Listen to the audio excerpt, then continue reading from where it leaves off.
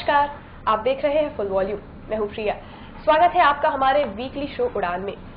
Engineering एक ऐसा क्षेत्र है जो मैनेजमेंट जैसे पॉपुलर करियर के इस दौर में भी अपनी जगह बनाए हुए है और इसका अंदाजा इस बात से लगाया जा सकता है कि आज के समय में लड़कियां भी इसमें अपना करियर तेजी से बनाने लगी हैं। तो आज हम बात करेंगे इंजीनियरिंग के हॉट करियर के बारे में। इस करियर के बारे में आपके साथ आज बातचीत करने के लिए हमारे साथ स्टूडियो में मौजूद है मिस्टर विनीत मिश्रा जी, जो कि आईपी क्लासेस दुर्गा कुंज के डायरेक्टर हैं। Sir x assistant professor in Mumbai university भी रह चुके हैं। सर, आपका स्वागत है हमारे स्टूडियो में। बहुत बहुत धन्यवाद। एक समय में ये कहा जाता था कि मेडिकल का क्षेत्र लड़कियों के लिए है और इंजीनियरिंग का फील्ड लड़कों के लिए होता है, लेकिन आजकल के जमाने में क्या लड़के और क्या लड़कियां, इस कहावत का कोई अर्थ शेष नहीं रह गया है। क्योंकि अगर आंकड़ों पर नजर डालें तो आज इंजीनियरिंग में टॉप करने वाले स्टूडेंट्स में लड़कियों की संख्या ज्यादा हो गई है। तो अगर आप भी जाना चाहते हैं इंजीनियरिंग के क्षेत्र में तो देखिए हमारी ये रिपोर्ट।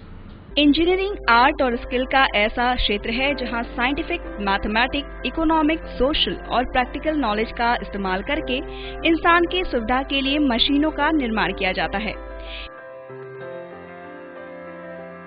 इंजीनियरिंग का कॉन्सेप्ट हमारे इतिहास में भी देखा गया है। मानव के विकास के दौर से ही मनुष्य ने अपनी सुविधाओं के लिए साधन इकट्ठा करना शुरू कर दिया था, जिसे समय के साथ विकास ने इंजीनियरिंग का नाम दे दिया और इंजीनियरिंग को आजमाने वाले लोग इंजीनियर्स कहलाते हैं। इंजीनियरिंग की परिभाषा जानने के बाद अब हम आपको बताते हैं इंजीनियरिंग के बढ़ते स्कोप के बारे में। आज के दौर में इंजीनियर्स के लिए अवसरों की कमी नहीं है। वे केंद्र सरकार या राज्य सरकार की नौकरी कर सकते हैं, सार्वजनिक उपक्रमों में काम कर सकते हैं, रक्षा सेवा में जा सकते हैं, निजी संस्थानों में काम कर सकते हैं, पावर प्लांट्स, अस्पतालों या बैंकों में भी काम कर सकते हैं या फिर अपनी कंसल्टेंसी भी खोल सकते हैं। इंजीनियरिंग एक ऐसा कौशल है जिसे जितने बड़े स्तर पर आजमाया जाएगा उतना ही बेहतर परिणाम मिलेगा। उदाहरण के लिए मैकेनिकल और इलेक्ट्रॉनिक इंजीनियर्स के लिए अधिक अवसर हैं इन कंपैरिजन टू मरीन व सेमरिक इंजीनियर्स, क्योंकि केमिकल और मैकेनिकल इंजीनियरिंग जितना बड़ा जिम्मेदारी वाला काम है, इसमें उतना ही बड़ा स्कोप और नाम भी है। सरकार भी अलग अलग परीक्षाओं के माध्यम से सिविल, मैकेनिकल, इलेक्ट्रिकल व इलेक्ट्रॉनिक्स और टेलीकम्युनिकेशन शाखाओं में इंजीनियर्स की भर्ती करती है। साइंस और खासकर मैथ्स विषय के साथ पढ़ाई करने वाले ज्यादातर स्कूली स्टूडेंट्स का सपना आगे चलकर इंजीनियर बनने का होता है। इंजीनियरिंग के फील्ड में electrical, electronics and telecommunication, mechanical, civil और केमिकल इंजीनियरिंग जैसे शाखाएं तो पहले ही काफी पॉपुलर हैं। इसके अलावा और भी विकल्प धीरे धीरे उभर रहे हैं। जाहिर है, नए दौर की मांग के हिसाब से इंजीनियरिंग की ये शाखाएं नई तो हैं ही, साथ ही इनमें रोजगार के भी बेहतरीन अवसर मौजूद हैं। आइए इंजीनियरिंग की इन नई उभरती शाखाओं पर डालते हैं नजर। अगर आपके अंदर जज्बा है कुछ कर दिखाने का, तो आपके लिए इंजीनियरिंग के क्षेत्र में अपार संभावनाएं हैं। आप अपने इंटरेस्ट के मुताबिक अपने लिए कोई भी इंजीनियरिंग की शाखा चुन सकते हैं, लेकिन ये देखा गया है कि सिविल इंजीनियरिंग में युवाओं का रुझान सबसे ज्यादा है। सिविल इंजीनियरिंग के बदौलत ही आज सड़कें, ब्रिज, बिल्डिंग्स इन सब का निर्माण किया जाता है और इसके चलते ही आज हम तेजी से विकास की ओर बढ़ रहे हैं। आज कोई भी काम कंप्यूटर के बिना संभव नहीं है। इलेक्ट्रॉनिक इंजीनियरिंग इंजीनियरिंग की एक ऐसी शाखा है जिसके तहत electrical equipments, machinery, telecommunication system, radio, TV इत्यादि जैसे उपकरणों का निर्माण किया जाता है और उन्हें जीवन में उपयोग किए जाने लायक बनाया जाता है। साथ ही केमिकल इंजीनियरिंग में रसायनों का इस्तेमाल करके दवाइयाँ, फूड प्रोसेसिंग, टेक्सटाइल, खाद्य, सौंदर्य प्रसाधन, साबुन, तेल जैसी चीजों को बनाया जाता है। भारत एक कृषि प्रधान देश है जहां एग्रीकल्चरल इंजीनियरिंग की बहुत ज्यादा जरूरत है। एग्रीकल्चरल इंजीनियरिंग में कृषि से जुड़े उपकरणों के डिजाइन व निर्माण, सिंचाई व फार्म मशीनरी के लिए उपकरणों को डिजाइन और उनका निर्माण किया जाता है। वहीं एनवायरमेंटल इंजीनियरिंग हमारे जीवन के लिए सब कुछ है, जिसके तहत इंजीनियर्स ऐसे एनवायरमेंटल पॉल्यूशन को पहचान कर उसका समाधान ढूंढते हैं। ऐसे ही और भी कई सारी शाखाएं हैं जैसे aircraft maintenance engineering, plastic engineering, aeronautical engineering, marine engineering, mechanical engineering, petroleum engineering इत्यादि, जिसकी पढ़ाई करके आप उस स्पेसिफिक इंजीनियरिंग क्षेत्र में अपना करियर बना सकते हैं। अभी वक्त हो चला है एक बहुत ही छोटे से ब्रेक का। हम फिर लौटेंगे उड़ान शो में। आप देखते रहिए फुल वॉल्यूम। ब्रेक के बाद आपका स्वागत है फुल वॉल्यूम में। आज हमारे साथ स्टूडियो में मौजूद हैं आईपी क्लासेस दुर्गाकुंड के director mister Vineet Mishra ji. Sir, हम आपसे जानना चाहेंगे कि बोर्ड एग्जाम्स देने के बाद आजकल देखा जा रहा है कि स्टूडेंट्स का जो झुकाव है वो इंजीनियरिंग की तरफ हो रहा है। इसके बारे में आप क्या कहना चाहेंगे? आपने जैसी बात बताई बहुत हद तक वो सही है। वैसे तो क्या है कि हर फील्ड की अपनी एक इम्पोर्टेंस है, चाहे वो कॉमर्स फील्ड हो, आर्ट्स फील्ड हो या फिर साइंस फील्ड हो। बट ये बिल्कुल सही है बिकॉज आज की डेट में ये देखा जाता है कि बोर्ड का एग्जाम कंप्लीट करने के बाद मैक्सिमम जो मेधावी अच्छे स्टूडेंट्स होते हैं वो इंजीनियरिंग को as a career option prefer करते हैं। उसका रीजन क्या है कि हर कोई जो भी स्टूडेंट होता है आफ्टर कंप्लीटिंग बोर्ड एक ऐसा करियर ऑप्शन देखना चाहता है जहां पे जस्ट आफ्टर कंप्लीटिंग ग्रेजुएशन उसके पास एक सिक्योर करियर मिले। अगर हम यहाँ पे देखते हैं अदर स्ट्रीम्स लाइक कि आर्ट्स है, कॉमर्स है या फिर अलग फील्ड, तो वहां पे क्या होता है आफ्टर कंप्लीटिंग ग्रेजुएशन करियर उतना सिक्योर नहीं होता है। रीजन इज व्हाट, पहले आपको बैचलर डिग्री करनी होती है, after that post graduation and then after that ही उसके बाद कुछ करियर कुछ फ्यूचर दिखता है। But at the same time अगर हम देखते हैं इंजीनियरिंग के फील्ड में तो यहाँ पे ऐसा नहीं है। Means just after completing BTech का B degree from any good institute in India student को एक अच्छा करियर स्टार्टिंग मिल जाता है और वहां से एक अच्छा ग्रोथ मिल जाता है। Eight the same time engineering का जो रेंज है इतना वाइड है, इतना स्कोप इतना ब्रॉड है कि फॉर एग्जांपल जैसे अगर एक बच्चा इंजीनियरिंग के लिए ऑप्ट करता है choosing as a career option, then different fields are there, different sectors are there. For example automobile engineering is there, electronics engineering is there, electrical engineering is there, computer science is there, mechanical engineering is there. तो after that after completing any degree like बच्चा चाहे mechanical engineering करता हो या फिर electrical engineering करता हो, after completing the course different sectors are there. बच्चा एक प्राइवेट सेक्टर में भी जा सकता है, पब्लिक सेक्टर में जा सकता है, गवर्नमेंट सेक्टर में जा सकता है, obviously. Otherwise multinational companies are there, foreign abroad के लिए जा सकता है। तो ओवरऑल हम ये बोल सकते हैं कि as compare to other streams अगर बच्चा इंजीनियरिंग को as a career option opt करता है तो उसके पास रेंज ज्यादा होता है, एक ब्रॉड स्केल पे वो अपने करियर के बारे में सोच सकता है एंड ग्रोथ भी उसी प्रोपोर्शन में उसको मिलती है। इज द रीजन कि after completing the board maximum student जो होता है करियर को इंजीनियरिंग फील्ड को एज अ करियर ऑप्शन लेके आगे चलते हैं और वो तैयारी पहले से भी शुरू कर देते हैं। कुछ होते हैं 11th obviously because planning is must, के बाद ही नहीं। हाँ, प्लानिंग इज मस्ट बिकॉज अगर आपको देखो ऐसा होता है कि जो भी अच्छे इंजीनियरिंग कॉलेज हैं, जैसे हम इंडिया की अगर बात करते हैं तो इंडिया में अगर इंजीनियरिंग फील्ड की बात होती है तो आईटीज को नंबर 1 पे हम कंसिडर करते हैं, आफ्टर दैट एनआईटीज की बात करते हैं, ठीक है। बट वहां पे क्या होता है कि सभी का इंजीनियरिंग में अगर हम एडमिशन की बात देखते हैं तो अगर हम लास्ट ईयर की बात देखें अप्रोक्सीमेटली आईआईटी के एग्जाम में 4,75,000 स्टूडेंट जो है अपीयर हुए। But at the same time how many number of student will be selected? तो सीट्स लिमिटेड हैं, सीट्स मतलब अप टू 6,000-7,000 रैंक तक के स्टूडेंट्स को ही आईआईटीज में एडमिशन मिल पाता है। इट मीन्स व्हाट, अगर आप प्रपोर्शन वाइज देखोगे तो 1 or 2% सिलेक्शन रेशियो होता है। तो प्रिपरेशन तो सभी करते हैं, रिसोर्सेज सभी के लिए ओपन है, बुक सभी के लिए अवेलेबल है, but at the same time planning is must because अगर आपको एक अच्छे इंजीनियरिंग कॉलेज में जाना है, लाइक आईटीज में जाना है, then only hard work is not sufficient.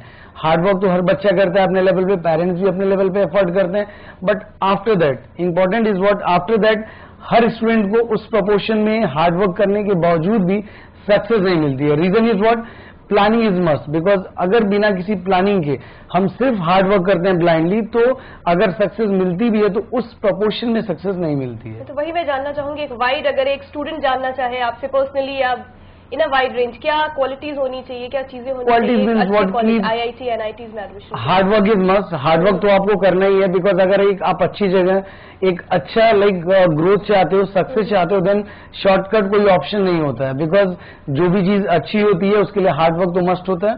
अगर आप शॉर्टकट से वो चीज पा भी जाते हो तो वो परमानेंट नहीं होता है। इट मीन्स व्हाट, हार्डवर्क तो मस्ट है, बट हार्डवर्क के साथ साथ आज की डेट में क्या है, जैसे आप पहले ये सुनते होंगे कि लिखा जाता होगा जैसे स्कूल्स की वॉल्स पे कि परिश्रम सफलता की कुंजी है, ठीक है। हमें लगता है कि आप भी इस बात से पूरी तरीके से सहमत होंगे, बट जहां तक मेरा सवाल है, मैं कंप्लीटली इस बात को एग्री नहीं करता हूं। Reason is what, hard work is must, but at the same time hard work in a proper direction, in a right direction.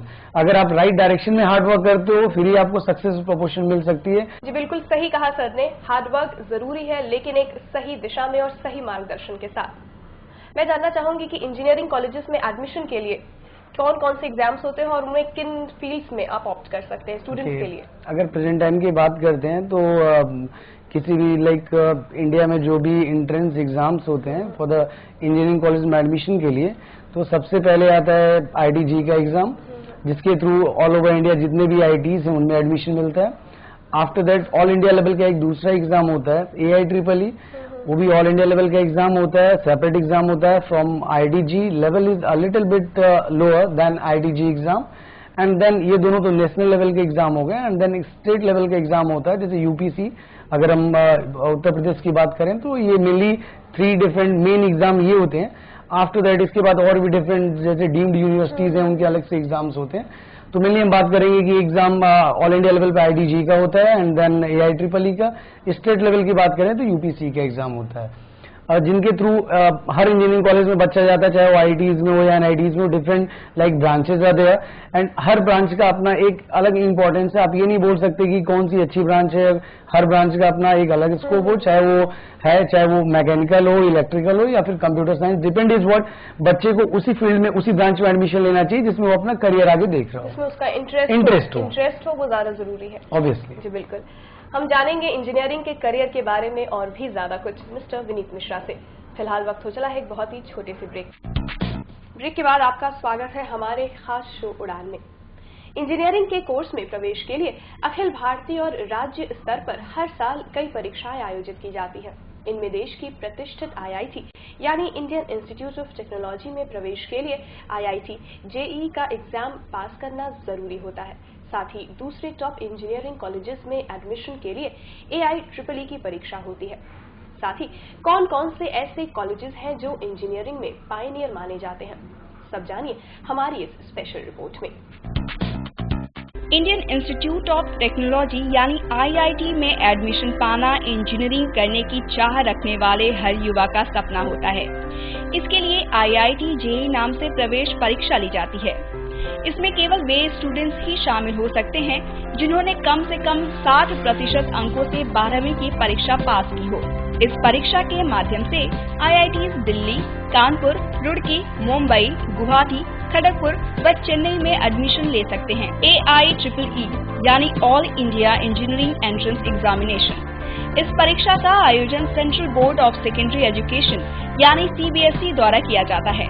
इसके माध्यम से देश के विभिन्न भागों में स्थित NIT यानी नेशनल इंस्टीट्यूट ऑफ टेक्नोलॉजी में प्रवेश मिल जाता है।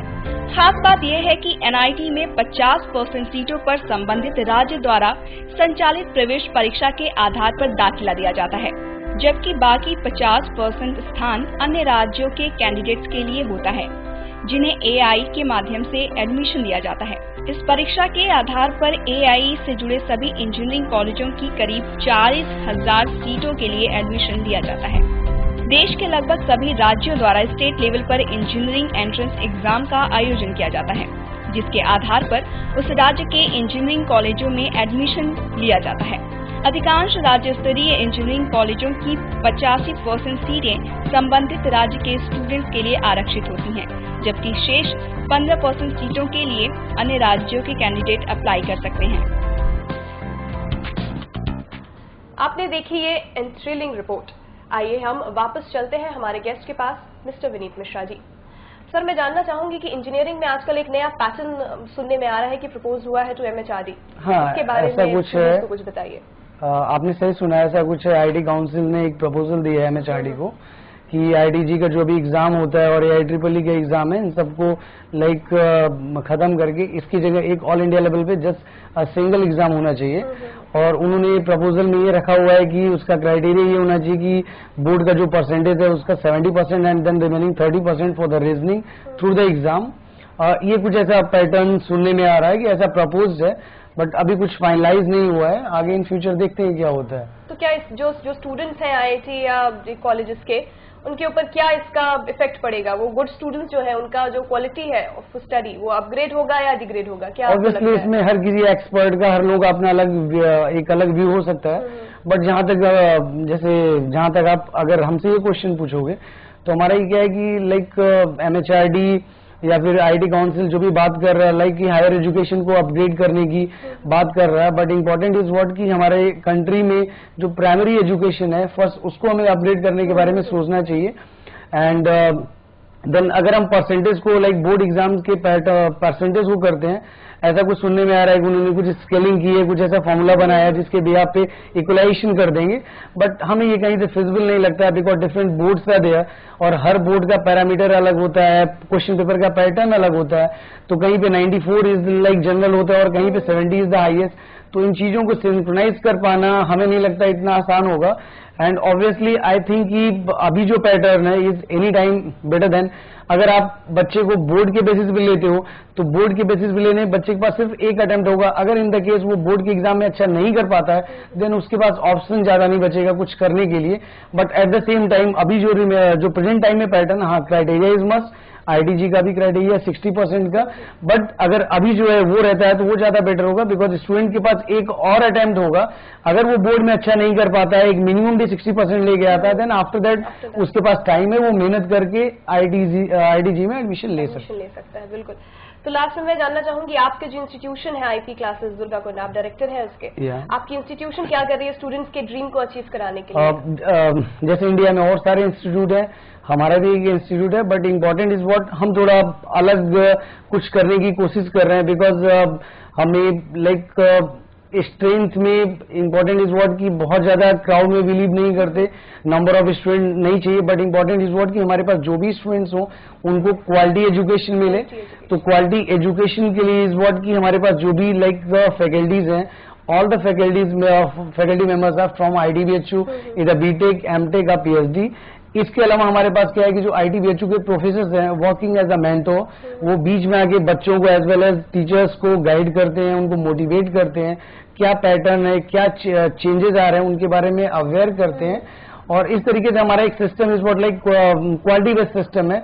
हम मार्केटिंग में बहुत ज्यादा फोकस नहीं करते, बच्चों को 1-to-1 इंटरेक्ट करते हैं और बच्चों को मैक्सिमम जिससे बच्चे को सेटिस्फेक्शन लेवल अचीव हो, पेरेंट के साथ इंटरेक्शन, ये सब चीजें हैं जिसके थ्रू कुछ अलग करने की कोशिश कर रहे हैं, जिससे कि बनारस का भी इस फील्ड में एक अलग ही मुकाम हो, एक अच्छा मुकाम हो। ये बस करने की हम लोग कोशिश कर रहे हैं IP क्लासेस के थ्रू। बिल्कुल, आप हमारी शुभकामनाएं हैं और स्टूडेंट से मैं बिल्कुल गुजारिश करूंगी और ये चाहूंगी कि IP क्लासेस में जाएं और अपना जो आपका इंटरेस्ट है उस हिसाब से आप इंजीनियरिंग का ऑप्शन ऑप्ट करिए। Thank you so much sir, आप हमारे स्टूडियो में आए, अपना कीमती समय दिया हमें। तो आज आपने जाना कि इंजीनियरिंग के क्षेत्र में आप अपना बेहतर करियर कैसे बना सकते हैं। आज का हमारा शो आपको कैसा लगा? अपने सुझाव हमें भेजिए ईमेल द्वारा। फिलहाल आज के लिए बस इतना ही, दीजिए हमें इजाजत। नमस्कार।